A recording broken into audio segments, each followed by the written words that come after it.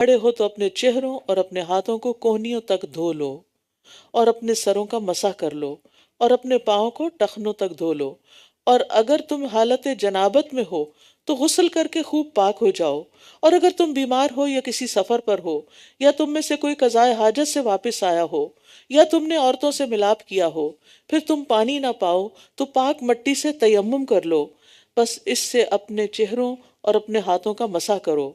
اللہ تم پر کوئی تنگی نہیں کرنا چاہتا، لیکن وہ چاہتا ہے کہ تمہیں پاک کر دے اور تم پر اپنی نعمت تمام کر دے تاکہ تم شکر ادا کرو۔ تو وضو جو ہے یہ انسان کی ظاہری اور باطنی طہارت کا ذریعہ بنتا ہے، کیونکہ انسان جب وضو کرتا ہے، چہرہ دھوتا ہے، ہاتھ دھوتا ہے، پاؤں دھوتا ہے، تو صرف میل نہیں اترتی، اس کے آخری قطرے تک اس کا آخری گناہ بھی دھل جاتا ہے۔ اور اگر وضو نہ ہو سکے کسی وجہ سے، پانی نہ ہو یا بیماری ہو، تو پھر تیمم سے بھی اپنے آپ کو پاک کرنا ضروری ہے، کیونکہ اس سے بھی ایک پاکیزگی کا احساس ہوتا ہے۔ اور اللہ کی جو نعمت تم پر ہے اسے یاد رکھو، اور اس کے پختہ عہد کو بھی جو اس نے تم سے مضبوط باندھا، جب تم نے کہا کہ ہم نے سنا اور ہم نے اطاعت کی۔ اور اللہ سے ڈرو، بے شک اللہ سینوں کے بھید خوب جاننے والا ہے۔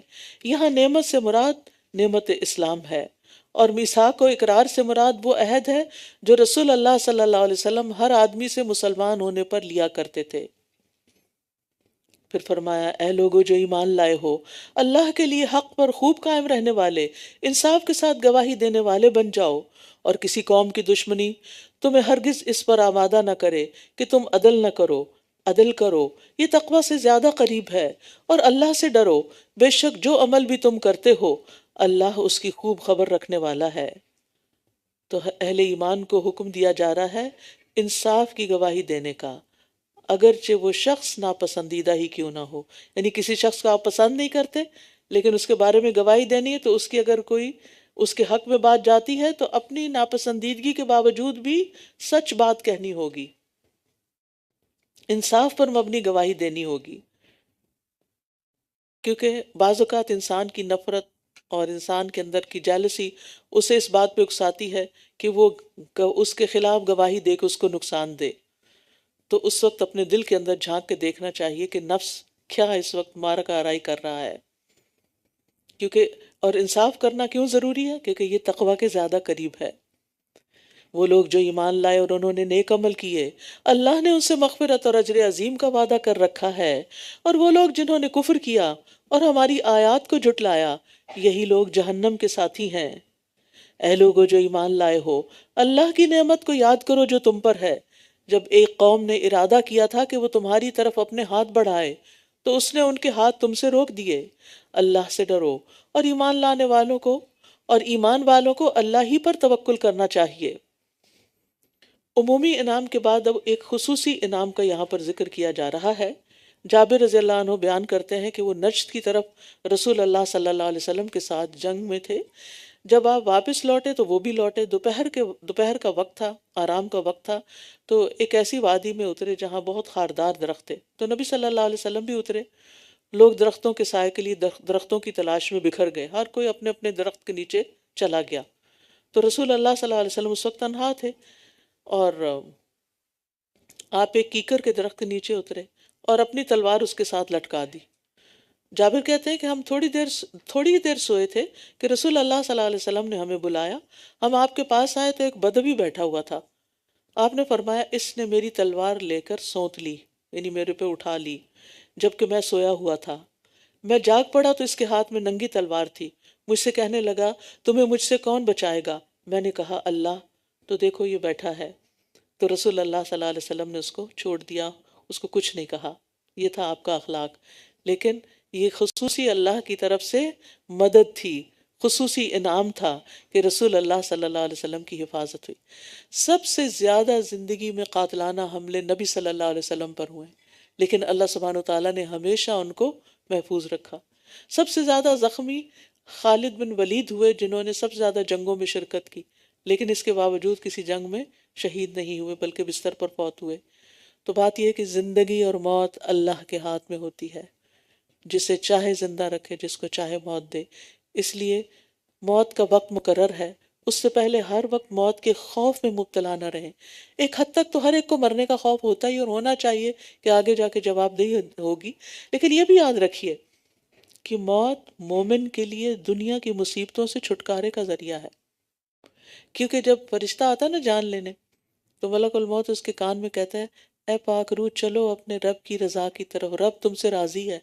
سوچیں اس وقت مومن کا حال کیا ہوگا، یعنی وہ خبر سنتے ہی وہ کتنا خوش ہو جائے گا، اور پھر اس کی جان آسانی سے نکل جاتی ہے، ٹھیک ہے آہستہ آہستہ نکلتی ہے بعض اوقات، اور لگتا ہے کہ وہ شخص بہت تکلیف میں ہے، لیکن نکلتی ہے ایسے، آپ نے فرمایا جیسے کوئی مشک سے پانی کا قطرہ باہر گر جاتا ہے، جیسے آپ بوٹل کا آخری قطرہ ہوتا ہے نا، آپ کا ایک دم باہر آ جاتا ہے، اور پھر اس کے لیے قبر کو جنت کا باغ بنا دیا جاتا ہے، اور اس کو آرام سے سونے کے لیے کہہ دیا جاتا ہے، اور وہ قیامت کے دن اٹھے گا، اس کی روح جنت کی خوشبو پاتی ہے اور جنت کے نظارے دیکھتی ہے، جسے ہم یعنی کہ خواب میں بہت کچھ دیکھ رہے ہوتے ہیں، تو مومن تو بڑی راحت میں آ جاتا ہے۔ وَجَعَلِ الْمَوْتَ رَاحَةً لِّي مِنْ كُلِّ شَرٍ، تو اس لیے موت سے صرف ڈرنا نہیں چاہیے، موت کو ایک اچھی علامت بھی سمجھنا چاہیے کہ انسان دنیا کی مصیبتوں سے نکل گیا اور راحت کا دور آ گیا، بس اس راحت کے لیے یہاں تھکنا ہوگا، یہاں محنت کرنی ہوگی، اپنے نفس کے خلاف جا کے کام کرنے ہوں گے جو اللہ کی رضا اور پسند کے کام ہیں۔ تو اس لیے موت کا وقت مقرر ہے، اس کو اوور تھنکنگ نہ کریں، ہر وقت اپنے اوپر حاوی نہ رکھیں کہ آپ لوگوں کے حقوق اور اللہ کے حق ادا کرنے سے بھی قاصر ہو جائیں۔ وَلَقَدْ أَخَذَ اللَّهُ مِيثَاقَ بَنِي إِسْرَائِيلَ، اور یقیناً اللہ نے بنی اسرائیل سے پختہ عہد لیا، اور ہم نے ان میں 12 نگران مقرر کیے، رقیب، انچارجز، اور اللہ نے فرمایا بے شک میں تمہارے ساتھ ہوں اگر تم نے نماز قائم کی اور زکوٰۃ ادا کی اور میرے رسولوں پر ایمان لائے اور ان کی مدد کی اور اللہ کو قرض حسنہ دیا، تو میں واقعی تم سے تمہاری برائیاں دور کر دوں گا، اور میں ضرور تمہیں ایسے باغوں میں داخل کروں گا جن کے نیچے نہریں بہتی ہیں، پھر تم میں سے جس نے اس کے بعد کفر کیا تو یقیناً وہ سیدھے رستے سے بھٹک گیا۔ بنی اسرائیل سے کیا گیا وعدہ کیوں ذکر کیا جا رہا ہے؟ پیچھے گزرا ہے نا آیت 7 میں کہ مسلمانوں اپنے آپ پر اللہ کی نعمت اور اپنے اس عہد کو یاد کرو جب تم نے اس سمع و اطاعت کا پختہ عہد کیا تھا۔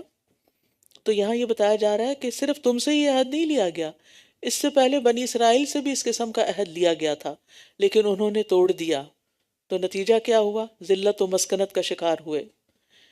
اور یہاں سے یہ بھی پتہ چل رہا ہے کہ بنی اسرائیل کے 12 قبیلے تھے اور ان پر 12 سردار یا نگران مقرر کیے گئے تھے، اور یہ ان کے اور یہ ایک زبردست انتظامی تقسیم ہے، کیونکہ ایک شخص کے لیے سب کو دیکھنا مشکل ہوتا ہے، لیکن جیسے اگر آپ کی 100 کی کلاس ہے اور اس میں 10 لوگ آپ کے انچارجز ہیں، تو اس سے کیا فائدہ ہوتا ہے کہ ان 10 کو انڈیویجول اٹینشن مل جاتی ہے۔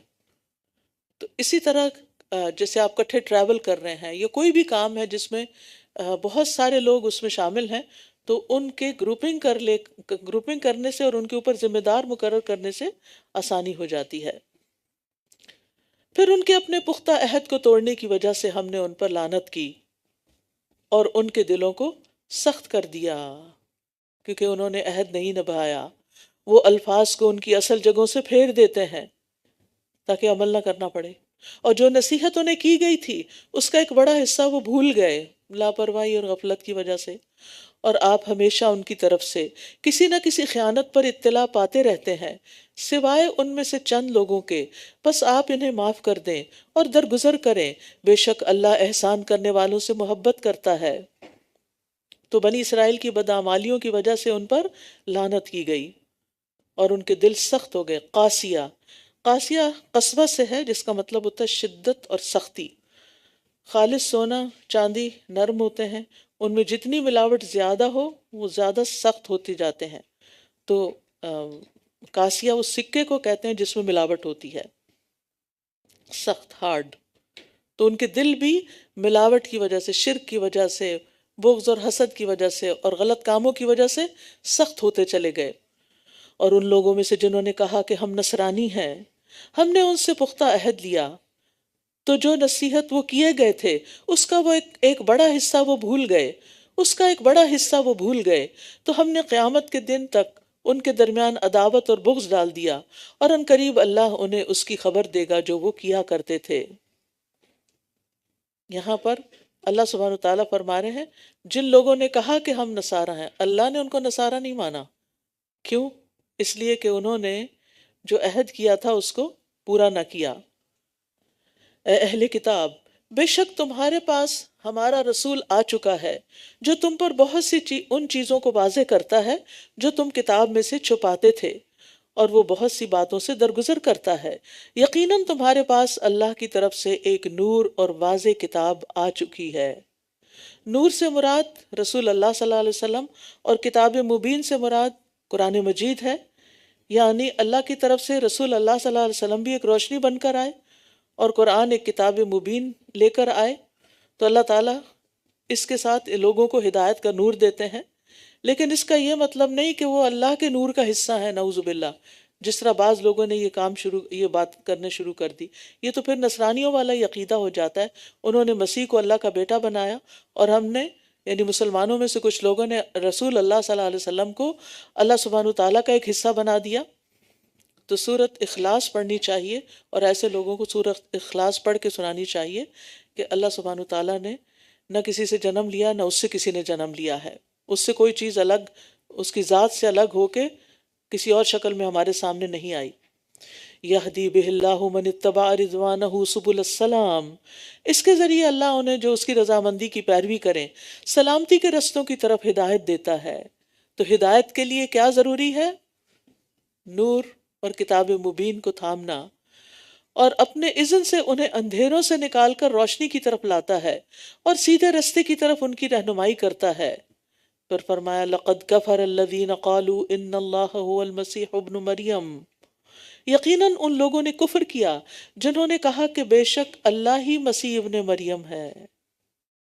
کہہ دیجئے تو کون اللہ کے آگے کسی چیز کا اختیار رکھتا ہے اگر اس نے ارادہ کر لیا کہ وہ مسیح ابن مریم کو اور اس کی ماں کو اور جو بھی زمین میں ہے سب کو ہلاک کر دے، تو پھر کون بچا سکتا ہے؟ اور اللہ ہی کے لیے ہے آسمانوں اور زمین کی بادشاہت اور جو کچھ ان دونوں کے درمیان ہے، وہ جو چاہتا ہے پیدا کرتا ہے، اور اللہ ہر چیز پر خوب قدرت رکھنے والا ہے۔ تو عقیدہ تثلیث کو یہاں کفر قرار دیا جا رہا ہے۔ پھر فرمایا اور یہود و نصارہ نے کہا ہم اللہ کے بیٹے اور اس کے محبوب ہیں۔ کہہ دیجئے پھر کیوں وہ تمہیں تمہارے گناہوں کی وجہ سے عذاب دیتا ہے؟ بلکہ تم ایک انسان ہو ان میں سے جنہیں اس نے پیدا کیا، وہ جسے چاہے گا بخش دے گا اور جسے چاہے گا عذاب دے گا، اور اللہ ہی کے لیے ہے بادشاہت آسمانوں اور زمین کی اور جو کچھ ان دونوں کے درمیان ہے، اور اسی کی طرف لوٹنا ہے۔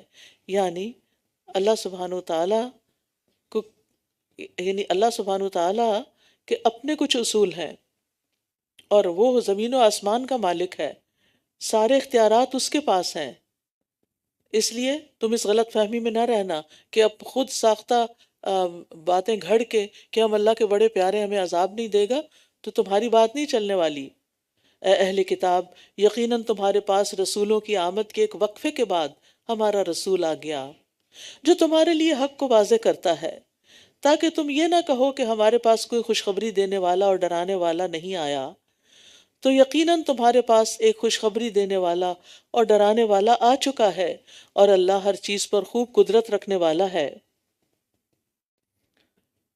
یہاں یہ بتایا جا رہا ہے کہ رسول اللہ صلی اللہ علیہ وسلم رسولوں کے ایک بڑے وقفے کے بعد آئے تھے۔ تو آپ عیسیٰ علیہ السلام کے بعد آپ کی رسالت ہوئی، کیونکہ ایک مدت سے رسولوں کی آمد کا سلسلہ ختم ہو چکا تھا۔ عیسیٰ علیہ السلام بنی اسرائیل کی طرف آخری نبی تھے، اور آپ نے فرمایا کہ میرے اور ان کے درمیان کوئی نبی نہیں، اور بقول سلمان فارسی کے ان کی بعثت پر بھی 600 سال گزر چکے تھے، اور پھر آخری نبی رسول اللہ صلی اللہ علیہ وسلم مبعوث ہوئے۔ اور جب موسیٰ نے اپنی قوم سے کہا اے میری قوم، اپنے اوپر اللہ کی اس نعمت کو یاد کرو جب اس نے تم میں انبیاء بھیجے اور تمہیں بادشاہ بنایا، اور اس نے تمہیں وہ کچھ دیا جو جہان والوں میں سے کسی کو نہیں دیا۔ کسی امت میں اتنے نبی مبعوث نہیں کیے گئے جتنے بنی اسرائیل میں آئے، اور پھر انہیں ان کے اندر بادشاہ بھی آئے، یعنی فرعون کے بعد، یعنی بنی اسرائیل کو جب آزادی ملی اور ان کو ترقی دی اللہ نے، سرزمین فلسطین کا مالک بنا دیا، تو ان میں کثرت سے بادشاہ بھی ہوئے، جیسے انبیاء کثرت سے آئے۔ یعنی وہ کیا تھا جو بنی اسرائیل کو نہیں ملا؟ وہ کیسی کیسی نعمتیں تھیں، دین میں ملا، دنیا بھی ملی، لیکن اس کے باوجود، اور طرح طرح کے انعامات ہوئے ان پر، ان کے لیے سمندر کو پھاڑا گیا، ان کے دشمن کو ڈبویا گیا، من و سلوہ اتارا گیا، بادلوں سے سایہ کیا گیا، اور اس طرح کی بہت سی عنایات ہوئی بنی اسرائیل پر، لیکن انہوں نے ان سب کو پا کر اللہ کا حق نہیں دیا۔ اے میری قوم، اس مقدس زمین میں داخل ہو جاؤ جو اللہ نے تمہارے لیے لکھ دی ہے، اور تم اپنی پشتیں نہ پھیر لینا، ورنہ تم خسارہ پانے والے ہو کر پلٹو گے۔ مراد ہے شام، یعنی فلسطین کا علاقہ، کیونکہ یہیں سے وہ گئے تھے اور اسی کی طرف واپس آنے کو کہا جا رہا ہے۔ انہوں نے کہا، اے موسیٰ، بے شک اس میں بڑے جابر لوگوں کی ایک قوم ہے، اور بے شک جب تک وہ اس سے نہ نکل جائیں، اور جب تک وہ اس سے نکل نہ جائیں، ہم اس میں ہرگز داخل نہ ہوں گے، پھر اگر وہ اس سے نکل جائیں تو ضرور ہم داخل ہونے والے ہیں۔ جو لوگ نافرمانی سے ڈرتے تھے، ان میں سے دو آدمی جن پر اللہ نے انعام کیا تھا کہنے لگے، تم ان پر دروازے سے داخل ہو جاؤ، پھر جب تم اس میں داخل ہو جاؤ گے تو یقیناً تم ہی غالب آنے والے ہو، اور اگر تم مومن ہو تو اللہ ہی پر توکل کرو۔ بڑی خوبصورت بات کی ان دو لوگوں نے، ان کے دلوں میں تقویٰ تھا، اور جس کے اندر تقویٰ ہوتا ہے اللہ تعالیٰ اس کو حکمت عطا کر دیتا ہے اور صحیح فیصلے کی قوت عطا کر دیتا ہے۔ کہا تم داخل ہو جاؤ، جب تم اندر گئے تو بس تم ہی غالب ہوگے۔ بظاہر ناممکن نظر آتا تھا، لیکن ہوا بھی ایسے ہی۔ اور اس میں توکل کی بات ہے۔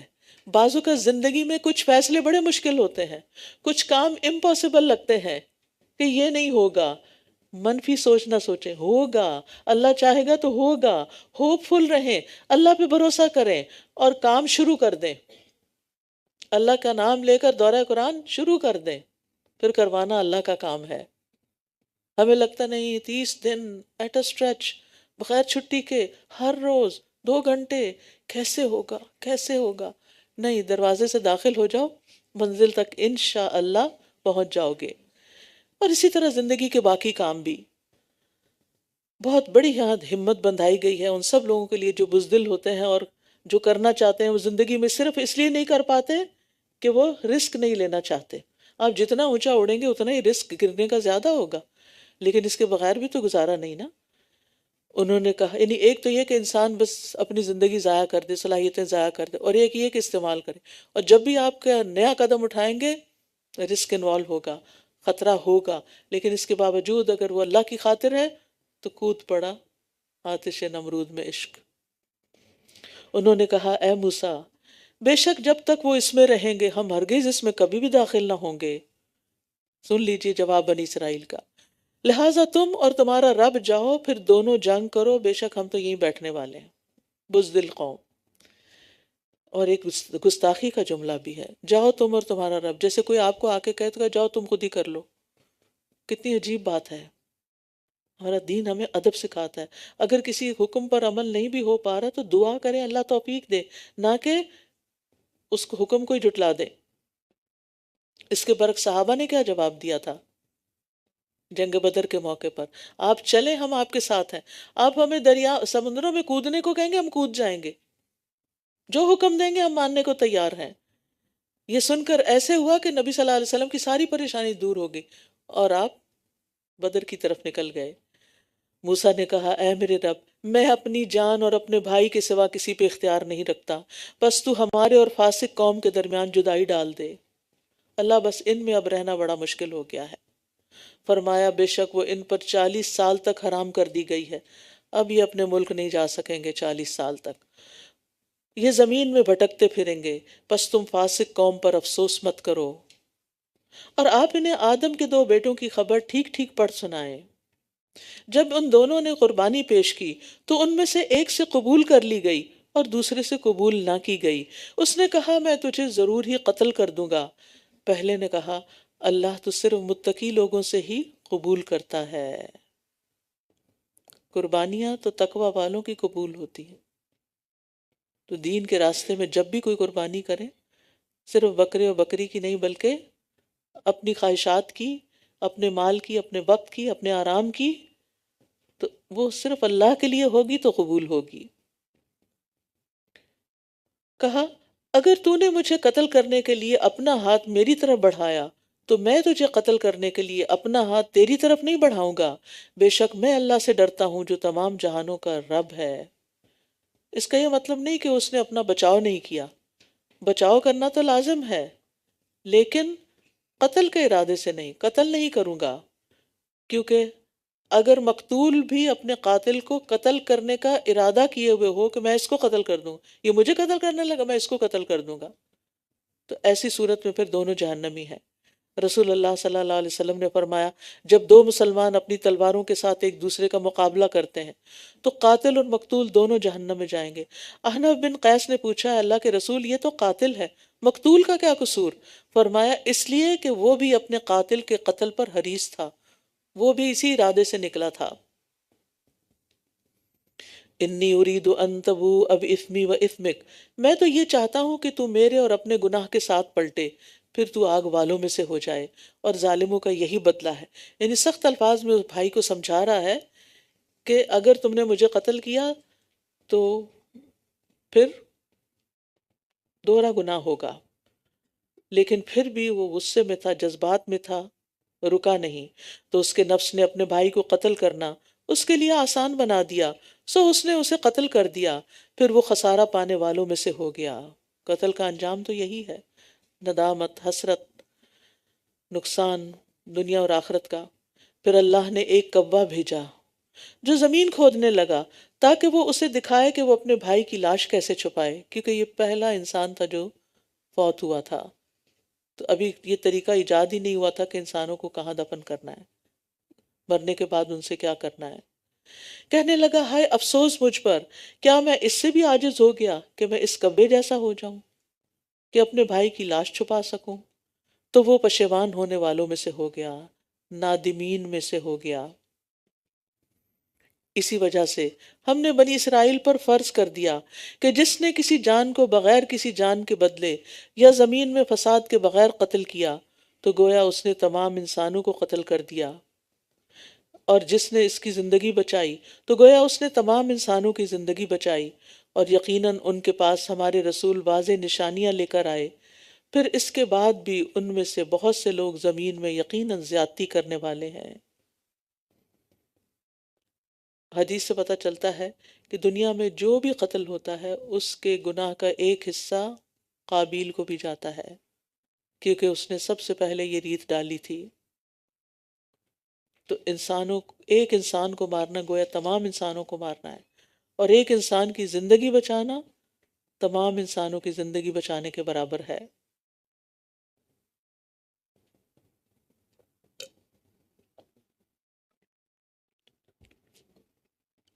بے شک وہ لوگ جو اللہ اور اس کے رسول سے جنگ کرتے ہیں اور زمین میں فساد کے لیے دوڑ دھوپ کرتے ہیں، ان کا بدلہ یہی ہے کہ وہ قتل کر دیے جائیں یا سولی چڑھا دیے جائیں، یا ان کے ہاتھ اور پاؤں مخالف سمت سے کاٹ دیے جائیں، یا اس سرزمین سے نکال دیے جائیں۔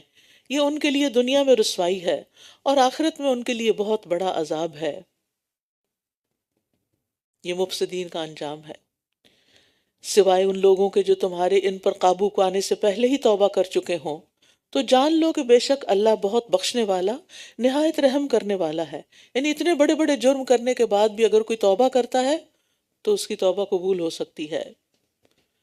یا ایہا الذین آمنوا اتقوا اللہ وابتغوا الیہ الوسیلہ وجاہدوا فی سبیلہ لعلکم تفلحون۔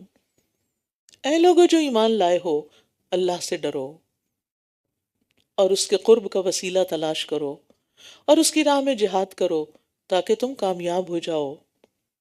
وسیلے سے مراد ہر وہ نیک عمل ہے جو اللہ تعالیٰ کی خوشنودی کا ذریعہ بن سکے، یعنی ہر وہ کام ذریعہ ہے اللہ کے قریب جانے کا جو نیک عمل ہے، اللہ کو پسند ہے۔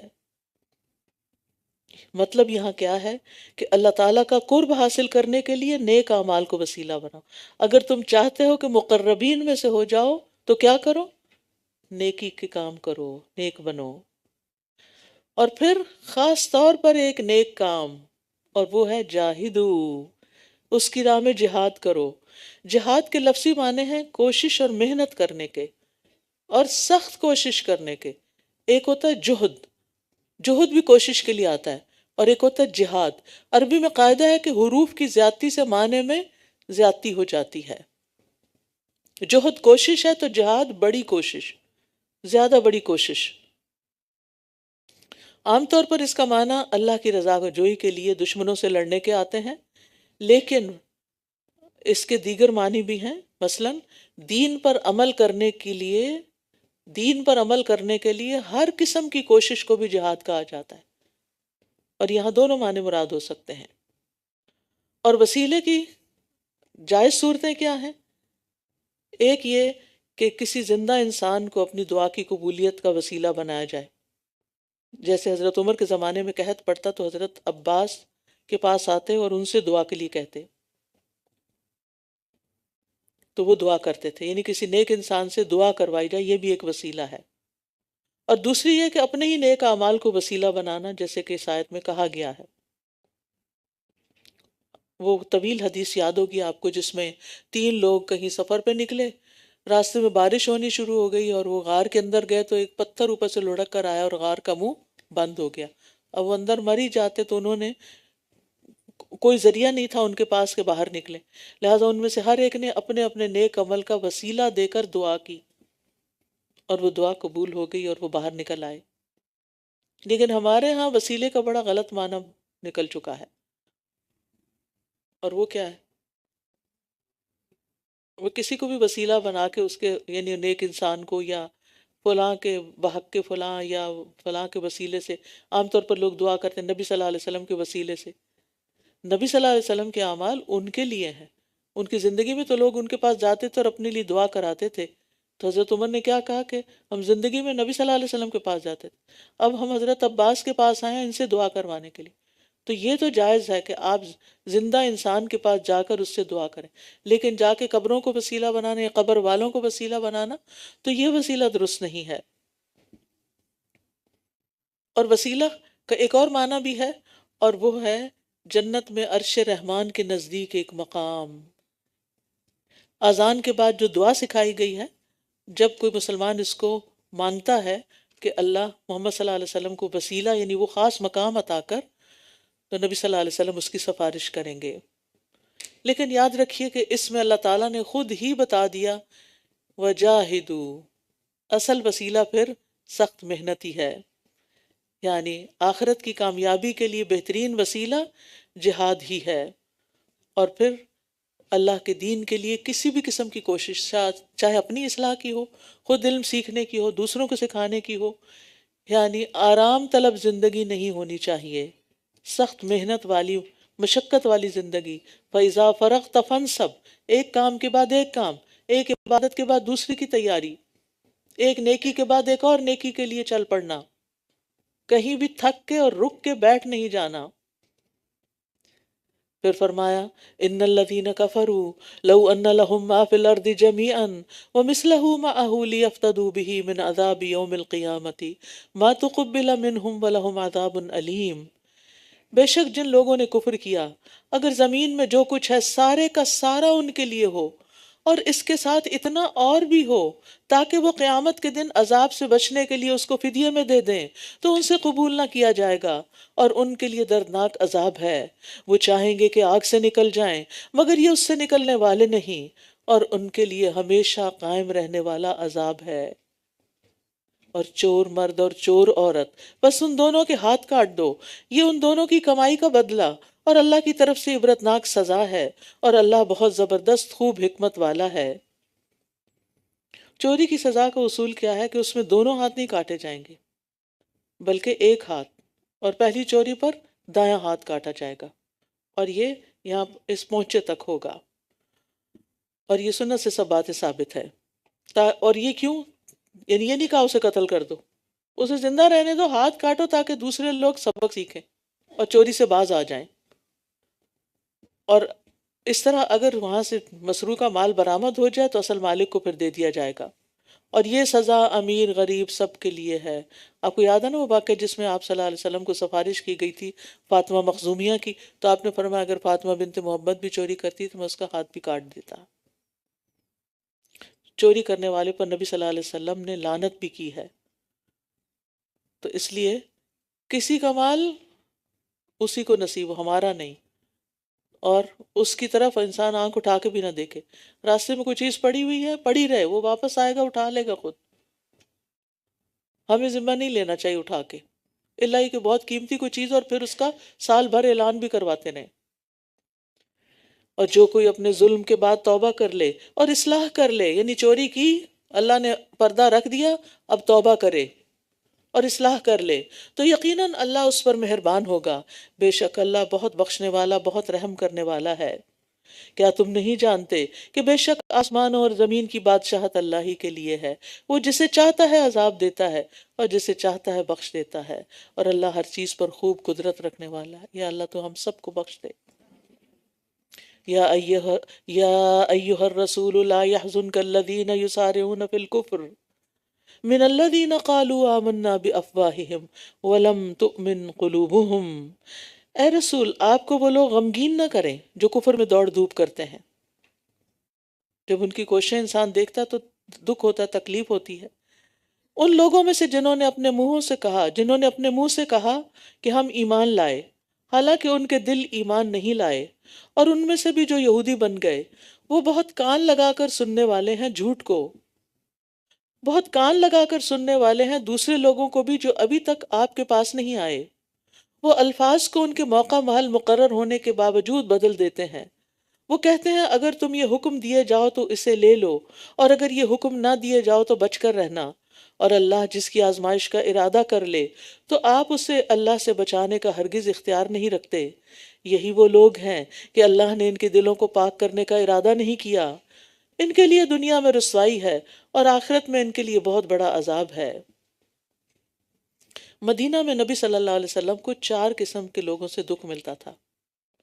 مکہ میں تو صرف مشرکین ہی تھے جو ہر وقت پریشانی میں مبتلا رکھتے، لیکن مدینہ آ کر یہ پریشانی اور بڑھ گئی. یہ کون لوگ تھے؟ ایک تو منافقین تھے جن کا یہاں ذکر کیا جا رہا ہے، دوسرے یہود تھے، تیسرے مشرک عرب قبائل جو ادھر ادھر تھے، اور چوتھے پھر مشرکین مکہ جنہوں نے فتح مکہ تک بار بار حملے کر کے بہت ستا رکھا تھا، یعنی مدینہ آنے کے بعد بھی.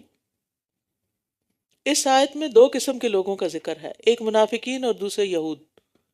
ان کا کام کیا تھا کہ مسلمانوں کے دلوں میں طرح طرح کے شکوک و شبہات پیدا کرتے، مسلمانوں میں فتنے کی آگ بھڑکاتے، لوگوں کو اسلام لانے سے روکتے، پیغمبر علیہ السلام کو بدنام کرتے، گالیاں دیتے اور طرح طرح کے مذاق اڑاتے. تو آپ صلی اللہ علیہ وسلم کو تسلی دی جا رہی ہے کہ آپ ان کی حرکتوں پر دل گرفتہ نہ ہوں، آپ پریشان نہ ہوں، اللہ ان کو دیکھ رہا ہے، وہ ان کو پکڑے گا. مزید ان کی باتیں بتائی گئیں، بہت زیادہ سننے والے ہیں جھوٹ کو، بہت زیادہ کھانے والے ہیں حرام کو. یعنی ان کی اپنی زندگی تو ایسی ہے کہ جو جھوٹ اور حرام پر مبنی ہے. پھر اگر وہ آپ کے پاس آئیں، پھر اگر یہ آپ کے پاس آئیں تو آپ کو اختیار ہے کہ ان کے درمیان فیصلہ کریں یا ان سے اعراض کر لیں، اور اگر آپ ان سے اعراض کریں گے تو یہ آپ کو ہرگز کچھ نقصان نہیں دے سکتے، تو یہ ہرگز آپ کو کچھ بھی نقصان نہیں پہنچا سکتے. اور اگر آپ ان کے درمیان فیصلہ کریں تو انصاف کے ساتھ فیصلہ کریں. یعنی یہ چاہے آپ کو دکھ دیتے ہیں لیکن آپ انصاف کا دامن نہ چھوڑیں. پیچھے پڑھا نا ہم نے کہ انصاف کے ساتھ گواہی دینی ہے. بے شک اللہ انصاف کرنے والوں سے محبت کرتا ہے. تو جس کو اللہ کی محبت مل جائے اس کے لیے پھر کوئی کام بھی مشکل نہیں رہتا، چاہے وہ اس کے نفس کے کتنے بھی خلاف ہو. اور یہ آپ کو کس طرح منصف بناتے ہیں حالانکہ ان کے پاس تورات ہے جس میں اللہ کا حکم موجود ہے، پھر اس کے بعد بھی یہ منہ موڑ جاتے ہیں. اور یہ لوگ ہرگز ایمان لانے والے نہیں، اور یہ لوگ ہرگز ایمان والے نہیں ہیں. بے شک ہم نے تورات نازل کی جس میں ہدایت اور نور تھا، اسی کے مطابق اللہ کے فرما بردار نبی، رب والے اور علماء ان لوگوں کے لیے فیصلے کرتے تھے جو یہودی بن گئے تھے. ان لوگوں کے لیے فیصلہ کرتے جو یہودی بن گئے تھے، بوجہ اس کے کہ وہ اللہ کی کتاب کے محافظ بنائے گئے تھے اور وہ اس پر گواہ بھی تھے۔ تو تم لوگوں سے نہ ڈرو اور مجھ سے ڈرو۔ فلا تخشوا الناس واخشون، اور میری آیات کے بدلے تھوڑی قیمت نہ لو، اور جو اس کے مطابق فیصلہ نہ کرے جو اللہ نے نازل کیا ہے تو یہی لوگ کافر ہیں۔ یہاں ایک بڑا اہم اصول دیا گیا ہے، فلا تخشوا الناس واخشونی، لوگوں سے نہیں ڈرنا، اللہ سے ڈرنا ہے۔ پھر فرمایا اور ہم نے ان کے لیے اس تورات میں لکھ دیا تھا کہ بے شک جان کے بدلے جان، آنکھ کے بدلے آنکھ، ناک کے بدلے ناک، کان کے بدلے کان، اور دانت کے بدلے دانت، اور زخموں کا بھی بدلہ ہے۔ یعنی اگر کوئی کسی کی آنکھ کان ناک کو نقصان دے گا تو بدلے میں اس کو بھی ویسا ہی کر دیا جائے گا۔ تو جو کوئی اس کو معاف کر دے تو وہ اس کے لیے کفارہ ہوگا۔ یعنی اگر کسی نے کان کاٹ دیا اور اب اس کے پاس حق ہے کہ قصاص لے، بدلہ لے، لیکن کہتا ہے جاؤ میں نے معاف کیا، تو وہ اس کے لیے کفارہ ہوگا۔ اور جو کوئی اس کے مطابق فیصلہ نہ کرے جو اللہ نے اتارا ہے، یہی لوگ ظالم ہیں۔ دوسروں کو معاف کرنے سے انسان کے گناہ بھی جڑتے ہیں، بہت سے گناہوں کا کفارہ بھی ہو جاتا ہے۔ اور ہم نے ان کے پیچھے عیسیٰ ابن مریم کو بھیجا جو تصدیق کرنے والا تھا اس کی جو اس سے پہلے تورات میں تھا، اور ہم نے اسے انجیل دی جس میں ہدایت اور نور تھا، اور وہ تصدیق کرنے والی تھی اس کی جو اس سے پہلے تورات میں تھا، اور متقی لوگوں کے لیے ہدایت اور نصیحت تھی۔ تو اس سے پتہ چلتا ہے کہ عیسیٰ علیہ السلام کوئی نئی شریعت یا نیا دین لے کر نہیں آئے تھے، بلکہ وہ خود بھی اسی شریعت پہ چلتے تھے جو شریعت موسوی تھی، اور انجیل بھی اسی شریعت پر چلنے کا حکم دیتی تھی۔ انجیل میں آتا یہ نہ سمجھو کہ میں تورات یا نبیوں کی کتابوں کو منسوخ کرنے آیا ہوں، منسوخ کرنے نہیں بلکہ پورا کرنے آیا ہوں، کیونکہ میں تم سے سچ کہتا ہوں کہ جب تک آسمان اور زمین نہ ٹل جائیں ایک نقطہ یا ایک شوشہ تورات سے ہرگز نہ ٹلے گا، جب تک کہ سب کچھ پورا نہ ہو جائے۔ تو بہرحال اس وقت عیسیٰ علیہ السلام جو تھے وہ اسی شریعت کے پیروکار تھے، اور چاہیے کہ انجیل والے اسی کے مطابق فیصلہ کریں جو اللہ نے اس میں نازل کیا ہے، اور چاہیے کہ انجیل والے اسی کے مطابق فیصلہ کریں جو اللہ نے اس میں یعنی انجیل میں نازل کیا ہے، اور جو اس کے مطابق فیصلہ نہ کرے جو اللہ نے نازل کیا ہے تو یہی لوگ نافرمان ہیں۔ اور ہم نے آپ کی طرف حق کے ساتھ کتاب نازل کی جو اپنے سے پہلی کتابوں کی تصدیق کرنے والی ہے اور ان پر نگہبان ہے، بس آپ ان کے درمیان اسی کے مطابق فیصلہ کریں جو اللہ نے نازل کیا ہے، اور حق میں سے جو آپ کے پاس آ گیا ہے اس سے ہٹ کر ان کی خواہشات کی پیروی نہ کریں۔ ہم نے تم میں سے ہر ایک کے لیے ایک راستہ اور ایک طریقہ مقرر کر دیا ہے، اور اگر اللہ چاہتا تو ضرور تم سب کو ایک ہی امت بنا دیتا، لیکن اس نے ایسا نہیں کیا تاکہ وہ تمہیں اس میں آزمائے جو اس نے تمہیں عطا کیا۔ بس نیکیوں میں سبقت کرو، تم سب کو اللہ ہی کی طرف لوٹنا ہے، پھر وہ تمہیں بتا دے گا جس میں تم اختلاف کرتے تھے، پھر وہ تمہیں بتا دے گا جس میں تم اختلاف کرتے رہے۔ تو یہاں ایک بڑی اہم بات کی گئی ہے، فاستبقوا الخیرات۔ انسان کی اصل توجہ کس چیز کی طرف ہونی چاہیے؟ نیک اعمال کی طرف، ان کی طرف دوڑ لگائے، اور یہ کہ آپ ان کے درمیان اسی کے مطابق فیصلہ کریں، اور یہ کہ آپ ان کے درمیان اسی کے مطابق فیصلہ کریں جو اللہ نے نازل کیا ہے، اور ان کی خواہشات کی پیروی نہ کریں، اور ان سے محتاط بھی رہیں کہ کہیں یہ آپ کو فتنے میں ڈال کر اللہ کے نازل کردہ حکم سے نہ ہٹا دیں، اللہ کے نازل کردہ حکم سے ہٹا نہ دیں۔ پھر اگر وہ منہ موڑ جائیں تو جان لیں کہ بے شک اللہ ان کے بعض گناہوں کی وجہ سے انہیں مصیبت میں ڈالنا چاہتا ہے، اور بے شک لوگوں میں بہت سے یقیناً نافرمان ہیں، اور لوگوں میں سے بہت سے لوگ یقیناً اللہ کی نافرمانیاں کرتے ہیں۔ افحکم الجاہلیت یبغون ومن احسن من اللہ حکما لقوم یوقنون، کیا پھر وہ جاہلیت کا فیصلہ چاہتے ہیں؟ اور فیصلہ کرنے میں اللہ سے بڑھ کر کون زیادہ اچھا ہو سکتا ہے ان لوگوں کے لیے جو یقین رکھتے ہیں۔ اے لوگو جو ایمان لائے ہو، یہود و نصارہ کو اولیاء مت بناؤ، یعنی دلی دوست، اولیاء ولی کی جمع ہے، دلی دوست کے لیے آتا ہے، ان میں سے بعض بعض کے اولیاء ہیں، اور تم میں سے جو کوئی انہیں اولیاء بنائے گا تو یقیناً وہ انہی میں سے ہے، بے شک اللہ ظالم قوم کو ہدایت نہیں دیتا۔ پھر آپ دیکھیں گے ان لوگوں کو جن کے دلوں میں ایک بیماری ہے کہ وہ انہی کے پاس دوڑ دوڑ کر جاتے ہیں اور کہتے ہیں کہ ہم ڈرتے ہیں کہ ہمیں کوئی گردش نہ آ پہنچے، تو امید ہے کہ اللہ فتح دے دے یا اپنی طرف سے کوئی اور حکم لے آئے، پھر وہ اس پر جو انہوں نے اپنے دلوں میں چھپا رکھا ہے نادم ہو جائیں۔ اور وہ لوگ جو ایمان لائے کہتے ہیں کیا یہی وہ لوگ ہیں جنہوں نے اللہ کے نام کی پکی قسمیں کھائی تھی کہ بے شک وہ ضرور تمہارے ساتھ ہیں؟ ان کے اعمال ضائع ہو گئے تو وہ خسارہ پانے والے ہو گئے۔ یا ایہا الذین آمنوا من یرتد منکم عن دینہ فسوف یأتی اللہ بقوم یحبہم ویحبونہ۔ اے لوگو جو ایمان لائے ہو، تم میں سے جو کوئی اپنے دین سے پھر جائے گا تو ان قریب اللہ ان کی جگہ ایسے لوگ لے آئے گا جن سے وہ محبت کرے گا اور وہ اس سے محبت کریں گے۔ وہ مومنوں پر بہت نرم ہوں گے، کافروں پر بہت سخت۔ وہ اللہ کے راستے میں جہاد کریں گے اور کسی ملامت کرنے والے کی ملامت سے نہیں ڈریں گے۔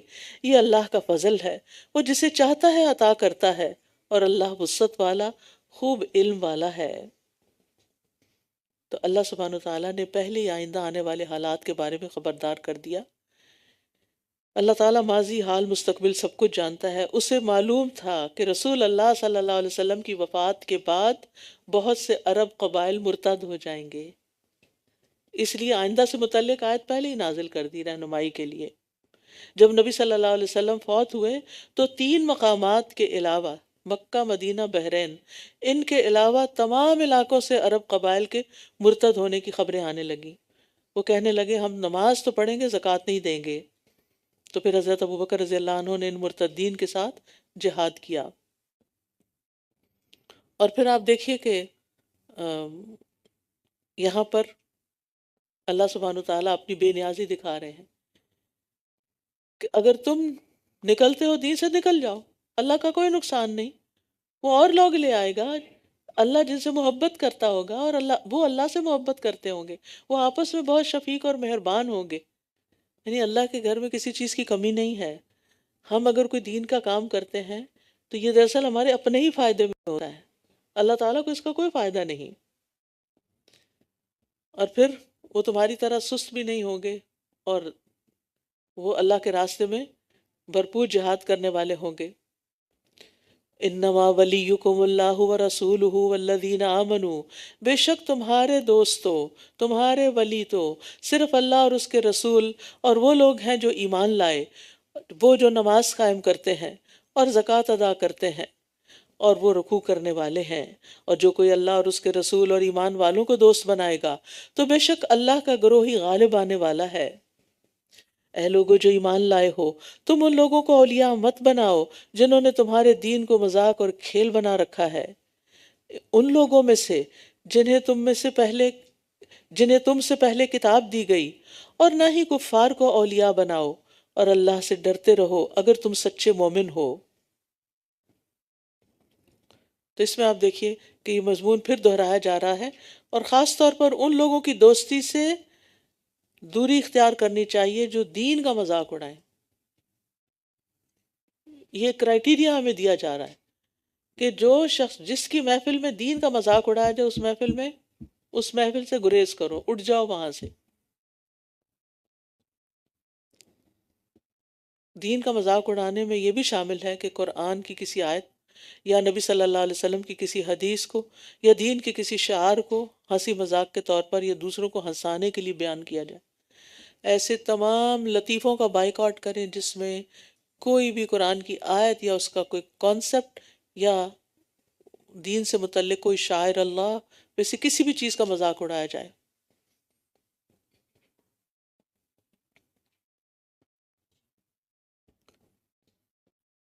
اور آپ دیکھیے کہ بعض لوگ جو ہیں وہ دین پر عمل کرنے والوں کا مذاق اڑاتے ہیں، داڑھی کا مذاق اڑاتے ہیں، پردے کا مذاق اڑاتے ہیں، سنت پر عمل کرنے کا مذاق اڑاتے ہیں۔ تو ایسے لوگ پھر اپنے ایمان کی خیر منائیں، کیونکہ مومن یہ نہیں کر سکتا۔ مومن کو یہ یقین ہوتا ہے کہ جو کچھ یہ ہے سب اس کی طرف سے آیا ہے، اور وہ مجھ سے زیادہ علم والا ہے، حکمت والا ہے۔ اسی طرح بعض لوگ شریعت پہ باتیں بناتے ہیں، اچھا یہ تو بڑا سمپل سا حکم ہے، یہ تو بڑا سمپل سا سلوشن ہے، لیکن اب دنیا تو بہت آگے جا چکی ہے، اب یہ نہیں چلے گا، نعوذ باللہ۔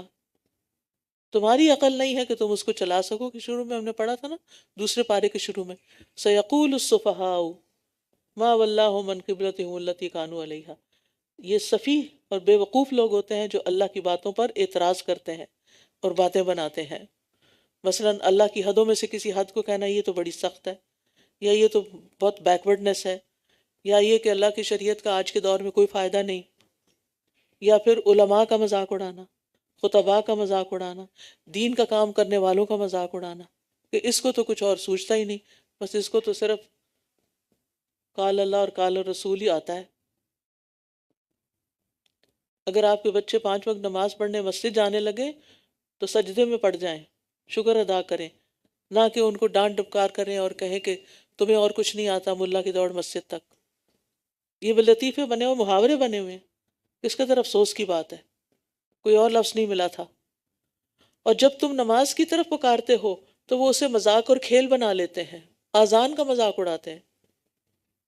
یہ اس لیے کہ وہ ایسے لوگ ہیں جو عقل نہیں رکھتے، یعنی اس سے یہ پتہ چلتا ہے کہ دین کا مذاق اڑانے والا خود ناسمجھ ہے۔ شیطان کو بھی آذان کی آواز برداشت نہیں ہوتی، حدیث میں آتا ہے تو شیطان جب آذان کی آواز سنتا ہے تو گوز مارتا ہوا بھاگ جاتا ہے کہ یہ کانوں میں نہ پڑے اس کے، پھر واپس آ جاتا ہے، اقامت کے وقت پھر پیٹ پھیر کے چل پڑتا ہے، جب تکبیر ختم ہوتی ہے پھر آ کے نمازیوں کے دلوں میں وسوسے ڈالنا شروع کر دیتا ہے۔ پھر فرمایا اے کہہ دیجئے اے اہل کتاب، کیا تم اس لیے ہم سے ناراض ہوتے ہو کہ ہم اللہ پر ایمان لائیں اور اس پر جو ہماری طرف نازل کیا گیا اور جو اس سے پہلے نازل کیا گیا، اور یہ کہ تمہارے اکثر لوگ نافرمان ہیں۔ پھر فرمایا کہہ دیجئے کیا میں تمہیں بتاؤں کہ اللہ کے نزدیک اس سے زیادہ بری سزا پانے والا کون ہے؟ یہ وہ ہیں جن پر اللہ نے لعنت کی اور ان پر غضبناک ہوا اور ان میں سے بندر اور خنزیر بنا دیے، اور جنہوں نے طاغوت کی بندگی کی، یہی لوگ بدترین درجے میں ہیں اور سیدھے راستے سے زیادہ بھٹکے ہوئے ہیں۔ اور جب یہ تمہارے پاس آتے ہیں تو کہتے ہیں کہ ہم ایمان لے آئے ہیں، حالانکہ یہ کفر کے ساتھ ہی داخل ہوئے تھے اور اسی کے ساتھ نکل گئے، اور اللہ زیادہ جانتا ہے جو یہ چھپاتے ہیں۔ اور آپ ان میں سے بہت سے لوگوں کو دیکھیں گے کہ وہ گناہ اور زیادتی کے کاموں میں اور حرام کھانے میں خوب دوڑ دھوپ کرتے ہیں، یقیناً کتنا برا ہے جو یہ کرتے رہے ہیں۔ انہیں ان کے عبادت گزار اور علماء گناہ کی باتیں کرنے اور حرام کھانے سے کیوں نہیں روکتے؟ یقیناً کتنا برا ہے جو یہ کرتے رہے ہیں۔ یعنی عوام اگر غلط کام کرے تو پھر علماء کا فرض بنتا ہے کہ وہ ان کو منع کریں۔ کیوں؟ اس لیے کہ کنتم خیر امت اخرجت للناس تأمرون بالمعروف وتنہون عن المنکر۔ ٹھیک ہے، تو یہ علماء کا فرض ہے، عام انسان کا بھی فرض ہے، لیکن علماء کا خاص فرض ہے کہ جو غلط کام عوام کر رہی ہو اس سے ان کو روکیں، ان سے ڈرے نہیں۔ اور یہود نے کہا اللہ کا ہاتھ بندھا ہوا ہے، باندھ دیے گئے ہاتھ ان کے، اور یہ لعنت کیے گئے اس بات کی وجہ سے جو انہوں نے کہی، بلکہ اس کے دونوں ہاتھ کھلے ہوئے ہیں، وہ جس طرح چاہتا ہے خرچ کرتا ہے، اور یقیناً جو کچھ آپ پر آپ کے رب کی طرف سے نازل کیا گیا ہے وہ ان کی اکثریت کو سرکشی اور کفر میں ضرور بڑھا دے گا، اور ہم نے ان کے درمیان قیامت کے دن تک کے لیے عداوت اور بغض ڈال دیا۔ جب کبھی انہوں نے تمہارے خلاف جنگ کے لیے آگ بھڑکائی، اللہ نے اسے بجھا دیا، اور وہ زمین میں فساد کی کوشش کرتے رہتے ہیں، اور اللہ فساد کرنے والوں کو پسند نہیں کرتا۔ اللہ تعالیٰ نے جب اپنی راہ میں خرچ کرنے کی ترغیب دی کہ کون ہے جو اللہ کو قرض حسنہ دے، حالانکہ وہ مال تو اللہ ہی کا تھا، اسی نے دیا، اسی کے دیے ہوئے میں سے انہوں نے دینا تھا، تو یہود بجائے اس کے کہ اللہ کے انداز بیان اور اس کے فضل و کرم پر غور و فکر کرتے اور سمجھتے کہ اللہ تعالیٰ ہمیں کئی گنا بڑھا کے واپس لوٹائے گا اور یوں صدقے کی ترغیب دے رہا ہے، نہ کہ اسے واقعی کوئی قرض چاہیے، تو یہ کیا کہنے لگے؟ اللہ تو فقیر ہے اور ہم غنی ہیں، اسی لیے وہ ہم سے قرض مانگتا ہے۔ تو اس سے آپ دیکھیں ان کی جرتیں، کسی کے دل میں رتی پر برابر بھی ایمان کی حرارت ہو نا، تو اللہ کے بارے میں ایسی کوئی بات نہیں کر سکتے. یہ دراصل کتاب اللہ یا اللہ کے حکم کا مذاق اڑانے کی مثال ہے. اس طرح کی باتیں یعنی سمجھا بھی دیا کہ کیسی باتیں جو وہ مذاق اڑانے میں آتی ہیں. انا للہ و انا الیہ راجعون. اور اگر واقعی اہل کتاب ایمان لے آتے اور تقوی اختیار کرتے تو ہم ضرور ان سے ان کی برائیاں دور کر دیتے، اور ضرور ہم ضرور انہیں نعمتوں والے باغات میں داخل کرتے. اللہ تو اتنا مہربان ہے، اتنا پیارا ہے، بس ایمان اور تقوی کی ضرورت ہے. اور اگر واقعی وہ تورات اور انجیل کو قائم کرتے، یعنی اس پر عمل کرتے، اور اس کو بھی جو کچھ ان کے رب کی طرف سے ان کی طرف اتارا گیا ہے، تو یقیناً وہ اپنے اوپر سے اور اپنے پاؤں کے نیچے سے بھی کھاتے. یعنی زمین بھی خزانے اگلتی اور آسمان سے بارشیں برستی، رزق برستا. اور ان میں سے ایک گروہ میں آنا رو ہے، اور ان میں سے زیادہ تر لوگ برا ہے جو یہ کر رہے ہیں. تو تورات اور انجیل کی پابندی کا حکم دیا گیا، اور دوسرے احکامات کی پابندی کے ساتھ ساتھ محمد صلی اللہ علیہ وسلم پر ایمان لانا بھی ضروری ہے، کیونکہ یہ ان کی کتابوں میں بھی کہا گیا تھا ان سے. اور پھر اگر یہ کام کرتے تو ان کو زبردست خوشحالی حاصل ہوتی. اس میں خوشخبری ہے کہ اللہ کی عبادت کرنے سے رزق میں کمی نہیں آتی، نقصان نہیں ہوتا. تقوی اختیار کرنے سے اللہ سبحانہ وتعالیٰ کی رحمتیں برستی ہیں. اور سب سے بڑی بات تو پھر قناعت کی ہے نا، کیونکہ آپ دیکھیے کہ جتنا بھی رزق ہو، اگر اندر تقوی نہیں نا تو اندر فقر ہی ہوگا، ہر وقت فقر. اور اگر قناعت ہے نا تو تھوڑے پہ بھی انسان راضی اور خوش ہے. میرے رب نے مجھے بہت دیا ہے، میں اس پہ شکر گزار ہوں. ہوگا کیا؟ اس رضا اور شکر سے نعمتیں امڑنا شروع ہو جائیں گی اور نعمتیں آئیں گی. ورنہ انسان کے شکوے تو کبھی ختم ہی نہیں ہوتے، اور انسان کی حاجت تو کبھی پوری نہیں ہوتی. تو آج کا سبق جو ہے نا وہ قناعت کا ہے. یا ایہا الرسول بلغ ما انزل الیک من ربک، اے رسول پہنچا دیجئے جو آپ کی طرف آپ کے رب کی طرف سے نازل کیا گیا ہے. اور اگر آپ نے ایسا نہ کیا تو آپ نے اس کا پیغام نہیں پہنچایا، اور اللہ آپ کو لوگوں سے بچائے گا. سبحان اللہ. آپ فکر نہیں کریں، جو بتانے کی بات ہے بتائیں، اللہ آپ کی حفاظت کرے گا. فَسَيَكْفِيكَهُمُ اللَّهُ، بے شک اللہ کافر قوم کو ہدایت نہیں دیتا. نبی صلی اللہ علیہ وسلم نے تبلیغ کا حق ادا کر دیا، جو کچھ آپ پر نازل ہوا وہ سب کچھ پہنچا دیا. اور اس کی گواہی حجۃ الوداع کے موقع پر 1,00,000 سے زیادہ لوگوں نے دی، جب آپ نے آسمان کی طرف انگلی اٹھا کر فرمایا کہ اے اللہ تو گواہ ہو جا، اے اللہ تو گواہ ہو جا. کیونکہ آپ نے پوچھا تھا الا هل بلغت، کیا میں نے پہنچا دیا؟ تو سب نے کیا کہا؟ آپ نے پہنچا دیا اور اس کا حق ادا کیا، اور آپ نے خیر خواہی کی. کہہ دیجئے اے اہل کتاب، تم کسی چیز پر نہیں ہو جب تک کہ تم تورات اور انجیل کے احکام کو قائم نہ کرو، اور جو کچھ تمہاری طرف تمہارے رب کی طرف سے نازل کیا گیا ہے، اور یقیناً جو کچھ آپ پر آپ کے رب کی طرف سے نازل کیا گیا وہ ان میں سے اکثر لوگوں کو سرکشی اور کفر میں ضرور بڑھا دے گا. بس آپ کافر قوم پر افسوس مت کیجئے. اللہ اکبر. یعنی کچھ لوگ ہوتے ہیں وہ حق بات سن کر جھکنے کی بجائے، قبول کرنے کی بجائے اور بگڑ جاتے ہیں اور اکڑ جاتے ہیں کہ اگر یہی دین ہے تو ہم نہیں مانتے اس کو. نعوذ باللہ. بے شک جو لوگ ایمان لائے اور جو یہودی بن گئے اور جو سابی اور عیسائی ہیں، جو بھی اللہ اور یوم آخرت پر ایمان لایا اور اس نے نیک عمل کیے، تو ان پر نہ کوئی خوف ہوگا اور نہ وہ غمگین ہوں گے. ایمان لانے کا یہی فائدہ ہے کہ انسان کے اندر سے یہ دو بڑی بلائیں ختم ہو جاتی ہیں.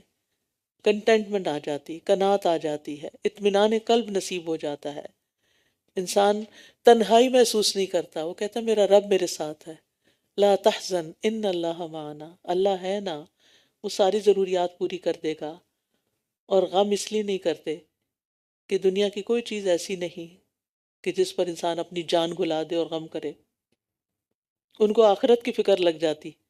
تو یہ دعا مانگنا قطعاً نہ بھولیں، اللہم اجعل ہمی الاخرہ، کیونکہ حدیث میں آتا ہے جو آخرت کو اپنا ہم غم بنا لیتا ہے، اللہ تعالیٰ اس کے دنیا کے سارے کام آسان کر دیتے، دنیا کے ہم غم نکل جائیں گے۔ یقیناً ہم نے بنی اسرائیل سے پختہ عہد لیا اور ہم نے ان کی طرف کئی رسول بھیجے۔ جب کبھی ان کے پاس کوئی رسول ایسی بات لے کر آیا جسے اس کے نفس پسند نہیں کرتے تھے تو ایک گروہ کو انہوں نے جھٹلا دیا اور ایک گروہ کو وہ قتل کرتے رہے۔ یہ ہے خواہش نفس کی پیروی کے نقصان، کیونکہ ان کی خواہش نفس ہی بما لا تہوی انفسہم، انہیں پسند نہیں آیا، پسند نہیں آئے رسولوں کی باتیں، تو خواہش نفس انسان کو تباہی تک پہنچا دیتی ہے اور ایسے عمل کی طرف لے جاتی ہے بعض اوقات جو شرعی اعتبار سے، عقلی اعتبار سے انتہائی غلط ہوتا ہے، اس کی مذمت کی گئی ہوتی ہے، لیکن صرف اپنی خواہش پوری کرنے کے لیے انسان ساری حدیں توڑ دیتا ہے۔ وَحَسِبُوا أَلَّا تَكُونَ فِتْنَةٌ فَعَمُوا وَصَمُّوا ثُمَّ تَابَ اللَّهُ عَلَيْهِمْ ثُمَّ عَمُوا وَصَمُّوا كَثِيرٌ مِّنْهُمْ وَاللَّهُ بَصِيرٌ بِمَا يَعْمَلُونَ، اور انہوں نے سمجھا کہ کوئی فتنہ واقع نہ ہوگا تو وہ حق سے اندھے اور بہرے ہو گئے، پھر اللہ ان پر مہربان ہوا، پھر ان میں سے اکثر اندھے اور بہرے ہو گئے، اور اللہ اس کو خوب دیکھنے والا ہے جو یہ کرتے ہیں۔ یہاں فتنہ کا لفظ استعمال ہوا ہے، فتنہ کا اصل معنی ہوتا ہے آزمائش، تو مطلب یہ ہے کہ انہوں نے سمجھا کہ ہم کتنے ہی گناہ کر لیں، خواہ انبیاء تک کو قتل کر لیں، چونکہ ہم اللہ کے پیارے ہیں، اللہ کے بیٹے ہیں، اس لیے دنیا میں کسی قسم کی بدبختی، نحوست، دشمن کا حملہ، یہ کوئی بلا ہم پہ نازل نہیں ہوگی۔ لیکن حق سے اندھے اور بہرے ہونے کی وجہ سے ان پر بلائیں نازل ہوئیں۔ پہلی مرتبہ اللہ نے بخت نصر کو ان پر مسلط کر دیا، جس نے مسجد اقصیٰ کو ڈھا دیا، جس نے مسجد اقصیٰ کو جلا ڈالا، ان کے مال لوٹے اور ان کی عورتوں کو لونڈیاں بنا لیا اور ان کو پکڑ کے غلام بنا کے بابل لے گئے۔ لقد کفر الذین قالوا ان اللہ هو المسیح ابن مریم، بلا شبہ یقیناً ان لوگوں نے کفر کیا جنہوں نے کہا کہ بے شک اللہ مسیح ابن مریم ہی ہے، نعوذ باللہ۔ اور مسیح نے کہا، اے بنی اسرائیل، اللہ کی عبادت کرو جو میرا اور تمہارا رب ہے۔ یہ تھی مسیح علیہ السلام کی تعلیم۔ بے شک اللہ کے ساتھ جو شریک ٹھہرائے گا، بے شک جو اللہ کے ساتھ شریک ٹھہرائے گا تو یقیناً اللہ نے اس پر جنت حرام کر دی اور اس کا ٹھکانہ آگ ہے، اور ظالموں کے لیے کوئی مددگار نہ ہوگا۔ یہاں پھر شرک کا انجام بتا دیا گیا کہ اس پر جنت حرام ہے مشرک پر، اور جہنم ہمیشہ کے لیے واجب ہو گئی۔ اللہ تعالیٰ فرماتے ہیں نا، ان اللہ لا یغفر ان یشرک بہ ویغفر ما دون ذالک ویغفر ما دون ذالک لمن یشاء، جس کے لیے اللہ چاہے گا اس کو بخش دے گا، لیکن مشرک کو نہیں۔ لقد كفر الذين قالوا ان الله ثالث ثلاثة وما من اله الا اله واحد وان لم ينتهوا عما يقولون ليمسن الذين كفروا منهم عذاب اليم۔ یقیناً ان لوگوں نے کفر کیا جنہوں نے کہا بے شک اللہ تین میں سے تیسرا ہے، حالانکہ ایک معبود کے سوا کوئی معبود نہیں، اور اگر یہ باز نہ آئے اس بات سے جو یہ کہتے ہیں تو ان میں سے جن لوگوں نے کفر کیا انہیں ضرور دردناک عذاب پہنچے گا۔ تو اس سے کیا پتہ چلتا ہے کہ ٹرینٹی کا عقیدہ، اور یعنی کہ اللہ سبحانہ وتعالیٰ کے ساتھ اوروں کو شریک ٹھہرانا جو ہے، یہ شرک ہی کی ایک قسم ہے، یا یہ سراسر شرک ہے۔ افلا یتوبون الی اللہ، ایسے سب لوگوں کو توبہ کی دعوت دی جا رہی ہے۔ افلا یتوبون الی اللہ ویستغفرونہ واللہ غفور الرحیم، کیا پھر یہ اللہ کے حضور توبہ نہیں کرتے اور اس سے بخشش نہیں مانگتے؟ اور اللہ بہت بخشنے والا، نہایت رحم کرنے والا ہے۔ یہ اللہ تعالیٰ کا لطف و کرم ہے نا، کہ جو اللہ تعالیٰ کے بارے میں اتنی بڑی گستاخی کرے، شرک کا معاملہ کرے، اللہ تعالیٰ اس کو بھی اگر وہ توبہ کر لے، باز آ جائے تو اس کو بھی معاف کر دیتے ہیں۔ مل مسیح ابن مریم الا رسول قد خلت من قبلہ الرسل وامہ صدیقہ کانا یاکلان الطعام انظر کیف نبین لہم الآیات ثم انظر انا یؤفکون۔ مسیح ابن مریم تو ایک رسول ہی ہے، یقیناً اس سے پہلے کئی رسول گزر چکے، اور اس کی ماں بہت سچی خاتون تھی، وہ دونوں کھانا کھایا کرتے تھے۔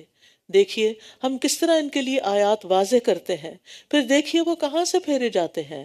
سبحان اللہ، اللہ سبحانہ تعالیٰ نے صحیح عقیدے کو کھول کے واضح کر کے بھی بتا دیا کہ مسیح اللہ کے بیٹے نہیں ہیں، اللہ کے شریک نہیں ہیں، بلکہ وہ تو ایک رسول ہیں، اور ایسے ہی رسول ہیں جیسے پہلے بہت سے رسول آئے تھے، اور ان کی والدہ بہت سچی خاتون تھی، وہ کوئی بری عورت نہیں تھی جو یہود نے ان پر الزام لگایا ہوا تھا۔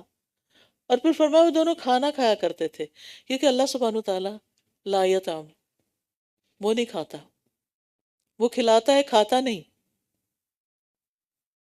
تو عیسیٰ علیہ السلام تو کھانا کھاتے تھے، تو وہ پھر الہ کیسے ہو گئے؟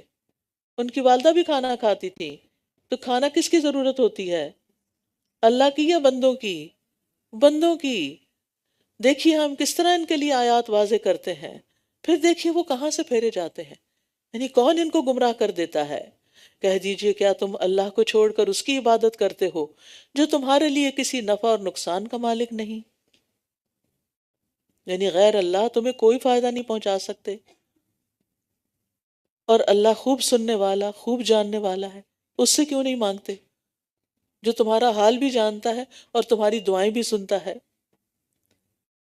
قُلْ يَا أَهْلَ الْكِتَابِ لَا تَغْلُوا فِي دِينِكُمْ، کہہ دیجئے اے اہل کتاب اپنے دین میں ناحق غلوب نہ کرو، اور نہ تم ایسے لوگوں کی خواہشات کی پیروی کرو جو یقیناً اس سے پہلے خود بھی گمراہ ہوئے، اور انہوں نے بہت سو کو گمراہ کر دیا اور وہ سیدھے راستے سے بھٹک گئے۔ کہا جاتا ہے کہ یونانی فلسفے کی پیروی کرنے کی وجہ سے ان کے اندر یہ ٹرینٹی کا عقیدہ آیا تھا، ورنہ ابتداء میں یہ لوگ حضرت عیسیٰ علیہ السلام کو رسول ہی مانتے تھے، اور اللہ ہی کو بس اپنا معبود مانتے تھے۔ لُعِنَ الَّذِينَ كَفَرُوا مِن بَنِي إِسْرَائِيلَ عَلَى لِسَانِ دَاوُودَ وَعِيسَى ابْنِ مَرْيَمَ ذَلِكَ بِمَا عَصَوا وَكَانُوا يَعْتَدُونَ، شاید میں نے پیچھے چھوڑا تھوڑا، اور انہوں نے بہت سو کو گمراہ کر دیا اور وہ سیدھے راستے سے بھٹک گئے۔